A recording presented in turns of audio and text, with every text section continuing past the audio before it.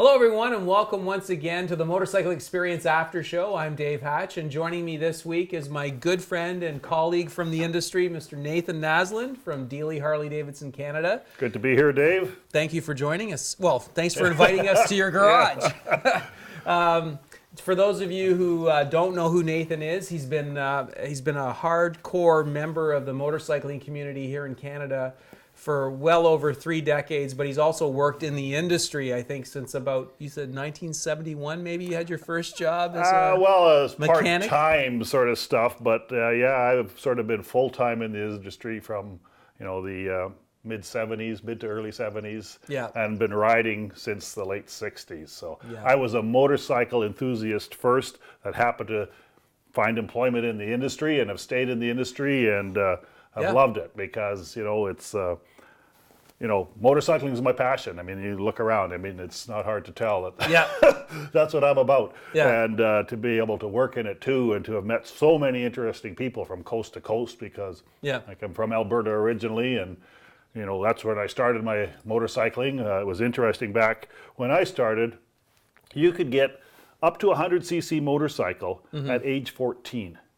Wow. So you had freedom on 2 wheels at age 14, and that's when all these little motorcycles used to be everywhere. I don't know how it was in some of the other provinces, but in Alberta, at the junior high school, the parking lot was full of all these little motorcycles because, man, you were cool. You had freedom, 2 wheels at, back in when you're 14 years old, so it was quite different.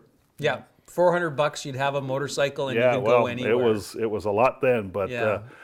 so been riding a lot. Yep. It's just one of these things that I was bit by the bug. Don't know why. I didn't have any uncles or parents or that rode, but somehow I got bit by the bug and it's never left, and it's been a great ride, and it still is a great ride. Yeah, well, I saw you accidentally cut your wrist once, and I'm pretty sure I saw motor oil dripping out. I'm sure it was oil. I don't know if it was synthetic, but it was oil. But one of the reasons we like to get together here in Nathan's garage from time to time is not only to step in the time machine and look back, but also to look at the latest and the greatest, which we have parked in front of us right now from the folks at Harley-Davidson.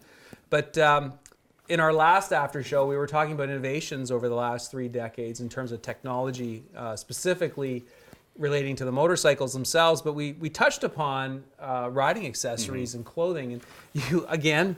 Nathan goes down to the library and pulls back this catalog, this D. Lewis catalog from the late, maybe mid-60s, I think, but looking at this.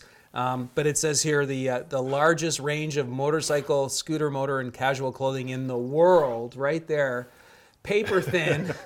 And it's hilarious to look through at just some of the stuff we had to choose back in the day in terms of riding apparel. It's a scream. It's a scream. And the thing is, back at that time, not a lot of Canadian dealers were stocking this stuff. That's from England. And, I remember that. Motorcycling in England was, much more, it was transportation more than anything else too. So they had a lot more gear available. But here the selection of gear was slim. And we didn't have a lot to choose from. And, the safety and the technology and riding gear that we've seen over the years too, that also has made riding so much more enjoyable. Longer into the season, you can start earlier, you can go longer. Sure. Hot summer days, you can be out there with the mesh gear and all that's available now. The rain suits that are available now. This was, like I was saying in the last episode, that was sort of the rain suit. When you got caught and stuff, you'd pull over and grab these bags, you'd put them up over your legs, you'd pop armholes, you'd put them over, and that was it. And, now when you look at the riding gear that's available, and, there's nothing worse than if you get caught in rain and getting all cold and damp and that to kind of take the fun out of a ride. But if you can stay warm and dry, riding in the rain isn't that bad. It can be okay. It's definitely... Everyone likes riding in sunny weather, but getting caught in a rain, and if you're touring across the country or whatever, that can happen. It's going to happen. It's going to happen. I'm one of those people that love riding in the rain, provided I have my rain suit with me. Yes. I love riding in the rain. I like the ions, if that's what it is. The thickness of the air when you're riding in the rain. I like the heightened sense of awareness when I'm riding in the rain. I actually kind of like it. And most of my experiences have been good, although I can think back to the 80s when riding in the rain was not so good. The wet feet, the rain down the back of my neck, etc. So, we were talking about some of the technology that's allowed us to extend our riding season and made it more pleasant. Heated seats, heated grips. You brought up a great one, which was cruise control. Yes, yeah. And I mean, we're talking more on the touring side here and that, because I mean, if you're on a sport bike and that, you're not into cruise control. It's different, obviously, and I get that. But one of the things, I mean, if you're on a long haul, and that cruise control is so nice because it gives you a chance just to let the other hand have a break if you want it to be. Yep. And for myself, it keeps the speeding tickets to a minimal because it's so easy to creep up over the speed limit. So a lot of times I use it just as a great governor. It keeps the speed proper in that. But when you look at back in what we used to put on for cruise control on bikes, because a lot of people wanted it. I mean, you'd take your whatever bike you had back then, and a lot of guys made it into a touring bike. You remember the UJM, Universal Japanese Motorcycle. Yes. And some versions would have saddlebags and windshields on. Some would have extended front ends and king queen seats. And then you could make it into a cafe racer, like you just sort of, here's the bike, and then you had all these different accessories. And the cruise control at the time was this clamp thing that you put on the throttle, and then you just twisted this lever that clamped the throttle. It was all on friction. So it just held the throttle in that spot. But when you think of the safety aspect, if something happened and you couldn't shut it off, those things are terrifying.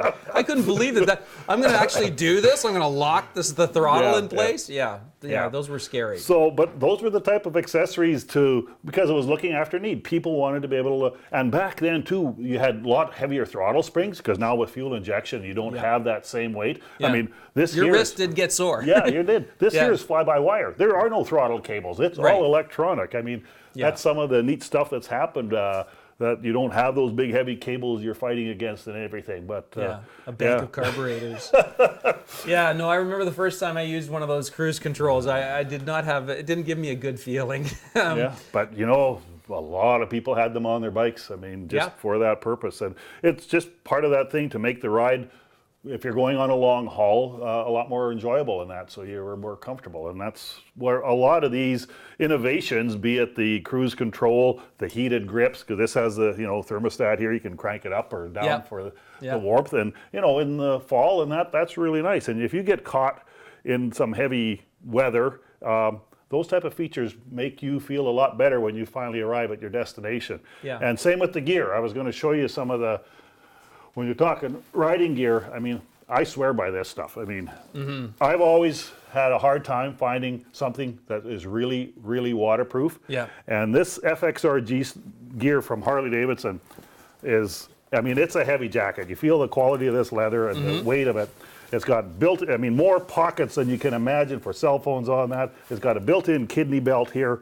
Wow. It has a liner. I don't have the liner in, but it comes with a full liner too that you can wear separate. It zips up. But this stuff, and it's got the armor in the elbows, shoulders, and all that. It's waterproof, like 100% waterproof. They come in the jacket. The gloves, again, same FXRG gloves, leather, but it's got the 100% waterproof as well. Same with the full riding pants. And got the boots too. The boots as well. I have been, with all this gear on, caught in monsoon weather. Riding to Montreal, actually to past Montreal, up to St. Hyacinthe. And it was dark. It was in October, and I'm on the 401, and I'm heading up, and it's just really raining hard. And it gets dark, and I'm fully in that stuff. I arrived in St. Hyacinthe, and I was toasty dry, and accordingly quite warm, and it was just great, And other times when you've been caught in that stuff, and if you get cold, I remember some of the runs as back in the 70s. There used to be a group of us that always would go up to Banff Jasper on the May long weekend.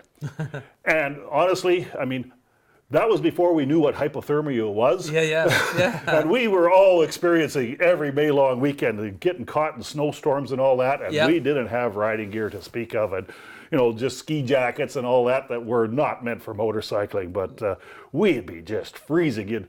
and then we'd be tenting as well. So you Nice. couldn't find a place to warm up. Actually, one time we actually did, break down and have to go rent a hotel room so we could all go in the shower and just try to warm up, get your the core back back up. But, yeah. it was, that kind of stuff. When you've got the gear now and you don't have to endure those type of hardships riding, it really makes motorcycling a lot more fun. It was fun back then, but it's even more fun now when you can really, ride through that stuff and not come to the end and think, oh, that wasn't so much fun. But, Well, the thing is, you've just demonstrated with this particular gear, but even with my Joe Rocket gear, the same thing. It's an investment. I always say, motorcycling is a sport, and like any sport, you need to have proper gear. You wouldn't think twice about buying a $200 hockey stick these days here in this country. But the thing about this stuff is it's so well made now that it lasts. It's not something you're going to only use for one summer. You're going to probably get 5, 6, something like this, 10 years maybe. Oh yeah, I mean this comes basically with like a lifetime guarantee. Yeah, it's the quality is just amazing, and it just works. Yeah, and it is an investment. Yeah, it is. It's not the least expensive products out there. Yeah. But when you have something that works, and like I say, rain suits, the number of rain suits I had bought over the years, I figured this has got to be the one that's going to work. Yeah. And you get the wet crotch and all that, and it's just like, ugh, and I spent X number of dollars on that. I could have, over the years, done one major buy and been happy all along. Done. So there's something to think about. I mean, there's cost to it, but you get what you pay for a lot of the times. Well, it's no different from, in my opinion, it's no different from skiing, which is something we do in the wintertime in the off season. How many times have we gone skiing where we've tried to fudge it with long johns and denim jeans and, really not appropriate gloves. And then you're up at the top of the hill shivering all day or shivering on the lift. And the difference between that experience versus having a proper ski outfit, it just makes it that much more enjoyable. So certainly we've seen a lot of changes over the last 3 decades in terms of clothing and accessories. For me, one of the big things I was mentioning to you just before we started rolling was the helmet. As somebody that used to wear glasses and then contact lenses, and now thankfully I've had the eye surgery, the laser surgery. But back when I was initially riding with glasses, full face helmet, pain in the butt, constantly putting those glasses in and out. And then changing over to contact lenses and then sunglasses versus visors. The big thing for me now with the helmets is that ability to get the helmets to go, clear visor, dark visor. Well, this one that's been awesome. Not having to worry about sunglasses and breaking them. And flip it up. There you go. Just like that. And then so that's the same. Yeah, this is the modular helmet. This is my first time with a modular helmet. As you know, I'm pretty much a die-hard full-face guy, and I love it. Yeah. I love it. It's amazing, and especially that you can pop this up when you're, going in town, slow traffic and that, so it's just not as closed in a feeling, especially on a hot day, but it's great. And I've really taken advantage of that pop-down shield and that, because you don't have to stop and grab your sunglasses. That's right. It's really... How many pairs of sunglasses have you bent up, putting them in, or bent up when you took them off and put them in your jacket? The flip up, I've got 2 helmets like that from Shoei, and not only do I love that for, as you said, riding through town and it's hot, but also just getting gas and not having to take my helmet off, or, God forbid, the OPP decides to have a conversation with me, to be able to just go, sorry, officer, I wasn't, I don't know what I was doing there, I was crazy. But all of that has really changed my perception in terms of motorcycling greatly. That's been a great innovation for helmets. Yeah. Really great. Just one of the innovations, because I told you about this and you were wondering, with the Rushmore, how you could pair in your cell phone. And I phoned you. You wanted to see. This is the bike I was talking through. Wow. And was it closed down at the time? I had it closed down and going down Highway 62, 80 kilometers an hour, maybe 100. We've got to watch the OPP out there, like you say. But and I was having that conversation, and oh my goodness. We're talking, here we are talking about accessories and innovations over the last decade or so, 3 decades. Nathan called me last week on his cell phone with that helmet, and there was absolutely no static, no wind, no. I thought you were calling me from your front lawn. that was amazing. So there you have it. You know, I'm sure we could go on at length about some of the innovations and some of the many innovations that have come into our sport over the years. But today it's been all about clothing and accessories.